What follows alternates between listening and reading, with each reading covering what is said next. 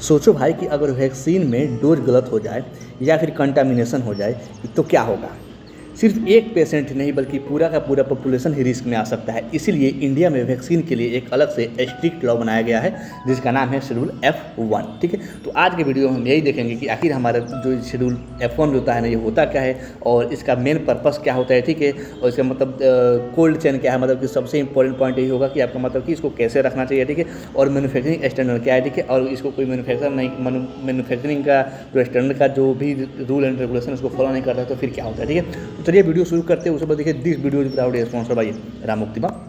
सबसे पहले यहाँ पे देखेंगे हम कि आखिर जो हमारा जो शेड्यूल F1 हो ना, ये होता क्या है। ठीक है, शेड्यूल F1 जो होता है ना, ये पार्ट है ड्रग एंड कॉस्मेटिक रूल का। ठीक है, जो कि बनाया गया था under the drug and cosmetic act. Drug and cosmetic के अंदर ड्रग एंड कॉस्मेटिक रूल बनाया गया था और ड्रग एंड कॉस्मेटिक रूल के अंदर बहुत सारे पार्ट होते हैं, उसी में से एक पार्ट है आपका शेड्यूल F1। ठीक है, तो देखो शेड्यूल F1 जो होता है ना, ये शेड्यूल जो होता है ना स्पेशली डील करता है वैक्सीन, सीरा, टैक्सोवाइड, ठीक है, एंटीजेंस और दूसरे बायोलॉजिकल प्रोडक्ट। ठीक है, मतलब कि ये जो होता है ना आपका शेड्यूल F1, ये बायोलॉजिकल ड्रग का क्वालिटी कंट्रोल सेक्शन है। ठीक है, मतलब यही सब इसमें डिसाइड होता है आपका शेड्यूल F1 में। ठीक है, अब यहाँ पे हम बात करते हैं कि इसका मेन पर्पस क्या है। शेड्यूल F1 का जो होता है मेन पर्पस क्या है। ठीक है, शेड्यूल F1 का मेन काम होता है कि मैन्युफैक्चरिंग स्टैंडर्ड को डिफाइन करना। ठीक है, टेस्टिंग प्रोसीजर बताना। ठीक है, स्टोरेज कंडीशन फिक्स करना, लेबलिंग रूल डिफाइन करना, बैच रिलीज सिस्टम को मतलब कि कंट्रोल करना। ठीक है, क्योंकि वैक्सीन जो होता है ना वो नॉर्मल टेबलेट जैसी नहीं होती है।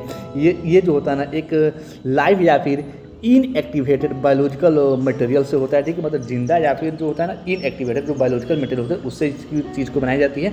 आपका जो सीरम हो गया, ठीक है, या फिर एंटी जो भी चीज़ हो गई। ठीक है, बहुत सारी ऐसी चीज़ें होती है, एंटी टॉक्सिवाइड जो भी चीज़ होती है ना, ये सब हमारा कहाँ बनता है, ये सब इसी से बनता है। आपका जो लिविंग ऑर्गेनिज्म होता है उसी से, मतलब कि लिविंग या फिर इनएक्टिव बायोलॉजिकल मटेरियल से बने होते हैं। ठीक है, इसलिए इसके बहुत सारे कुछ मतलब कि वो नियम होते हैं। ठीक है, अब यहाँ बात करते हैं इसके कुछ कोल्ड चेन जो कि सबसे इंपॉर्टेंट पॉइंट है शेड्यूल F1 के अकॉर्डिंग।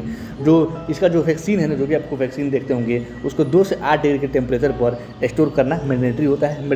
मैंडेटरी होता है। ठीक है, मतलब कि आपको 2 डिग्री से लेकर के 8 डिग्री सेल्सियस के टेम्परेचर के अंदर ही आपको इसको स्टोर करना रहता है, जो भी आपका जो वैक्सीन हो गया उस टाइप का। ठीक है, अगर कोल्ड चेन अगर ब्रेक हो जाए ना तो जो आपका वैक्सीन है वो ऑनलेस से हो जाता है, मतलब यूजलेस हो सकता है, मतलब समझो कि उसका कोई यूज ही नहीं हो सकता। ठीक है, अगर उसका मतलब कोल्ड चेन है जो कि ब्रेक हो जाए, जैसे 2 डिग्री सेल्सियस से कम हो जाए, फ्रिज केयर दी जाए तभी काम नहीं करेगा, और 8 डिग्री सेल्सियस से ज़्यादा हो जाए तभी काम नहीं करेगा। ठीक है, इसलिए ट्रांसपोर्टर और स्टोरेज दोनों रेगुलेट होते हैं आपका शेड्यूल F1 में। ठीक है, अब यहाँ पे बात करते हैं कि अगर कोई मान लो मैन्युफैक्चरिंग स्टैंडर्ड है, जिसकी मैन्युफैक्चरिंग कंपनी है, अगर मैन्युफैक्चरर को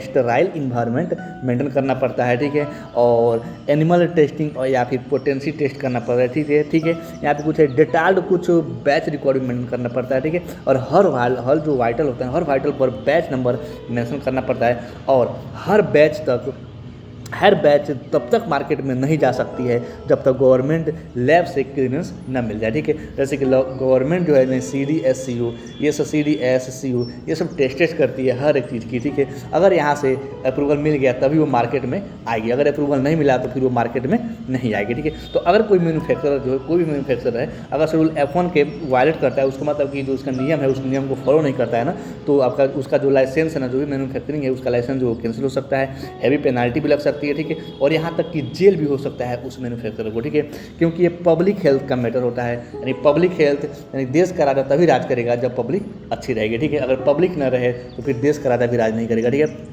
उम्मीद है भाई कि समझ में आ रही होगी। अगर आपको कहीं लगा हो कि नहीं यहाँ पे या कहीं पर भी गलत इन्फॉर्मेशन दिया गया है तो आप कमेंट करके बता सकते हैं। मिलते हैं कल एक नए टर्म, नए टॉपिक और नए वीडियो के साथ, तब तक के लिए thanks for watching this video.